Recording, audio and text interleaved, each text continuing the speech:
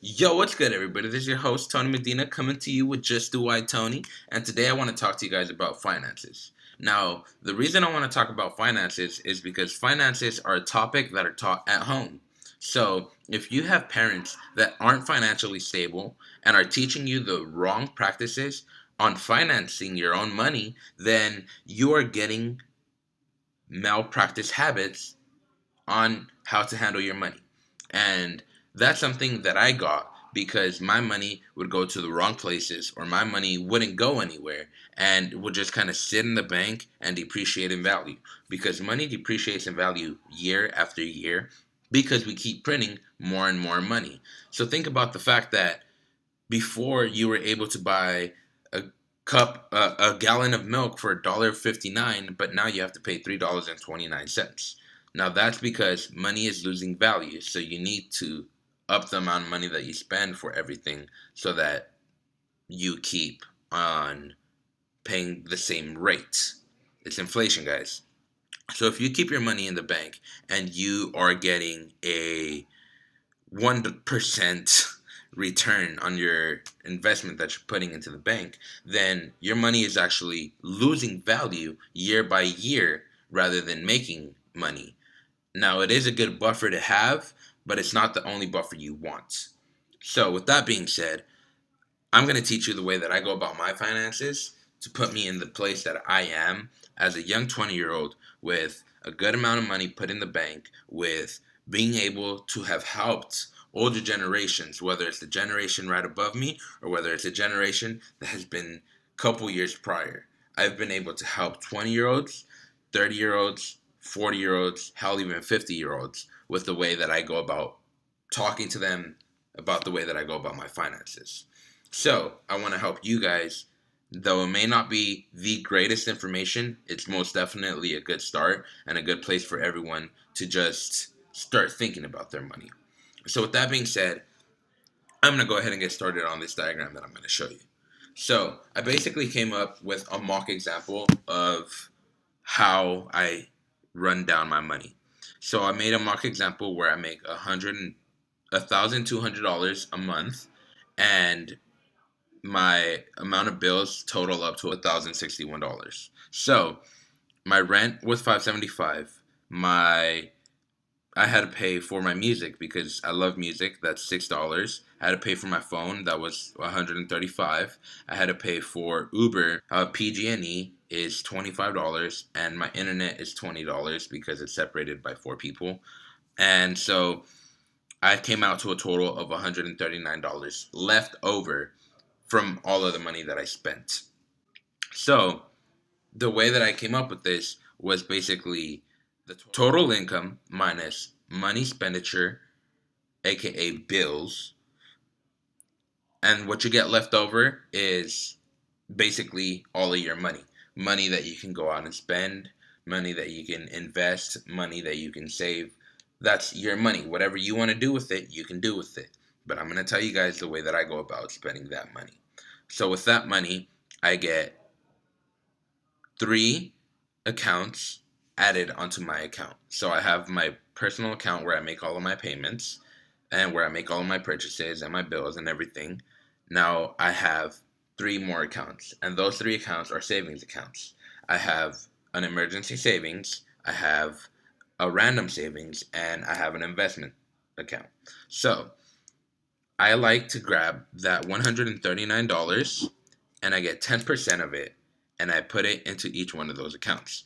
So 10% of 139 is 13.9, which is $13.90. So to make the math easy, I up that up to $14.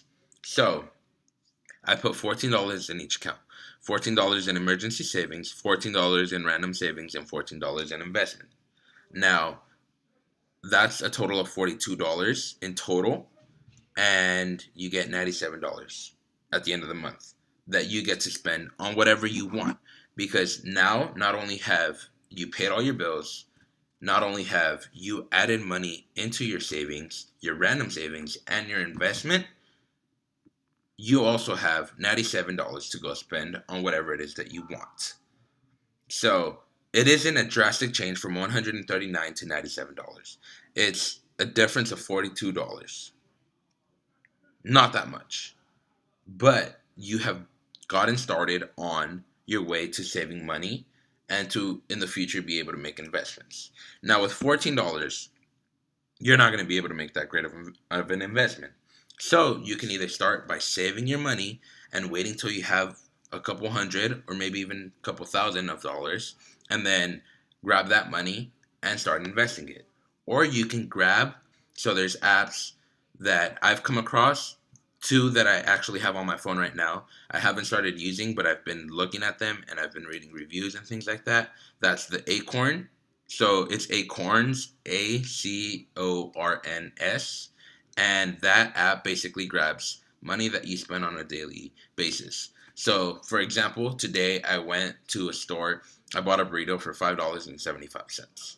So, instead of putting $5.75 on my account, Acorns actually put a purchase of $6.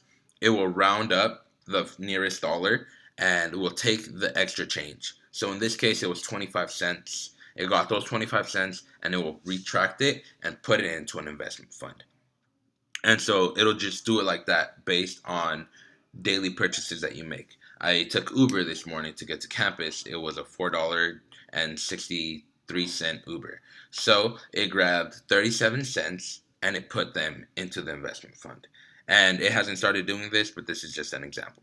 So taking whatever purchase you made, rounding it to the next nearest dollar, and taking that spare change on a basis that you get to pick. And then eventually it will add money and that money will become an investment too. So you can either do it that way or there's also an app called Stash. Stash also lets you have a low cost of entry and allows you to make investments. Now, not only that, there's also companies out there that allow you to do this and start with anywhere from $5 to $25 investment and gradually move up. Now, the only problem with investment is that there is risk involved. So you're not bound to make money all the time, but you are bound to make money some of the time. In general, with studies done, people that have left their money in the stock market untouched for years and years have made a projection of 5% on their money. So that's not touching your money. You just let it sit there. You make 5%. Now, if you actually are active and are constantly dealing with it, then that can either go up or can go down, depending on the way that you handle your money. So, with that being said, just to sum it up, that you should probably have a savings that's only for emergencies, a saving that's for random purchases that come up on a day-to-day life, and an investment account where you get to save money to invest or use those apps to start investing. Now, that's only if you want to invest. You don't have to do this. You can also have other accounts where you're able to save money for a certain amount of people, adjust those percentages to whatever it is that you want your goal to be, and go about it that way, and you'll have a better handle of your money. You'll know where your purchases are going, and it'll in turn be good for you. All right, guys, if you guys have any questions, any comments, and or concerns, and even tips, go ahead and comment those down in the comment section, and I'll try to get back to you guys as soon as possible. I know this video ran a little bit longer, so I apologize for that, but this is just something that's been on my mind and something that I've been talking to with people near to me, and I felt like I should throw this out there. With that being said, guys, I'll see you guys soon. Don't forget to subscribe and follow me on Instagram, Snapchat, Facebook, and Twitter. Deuces!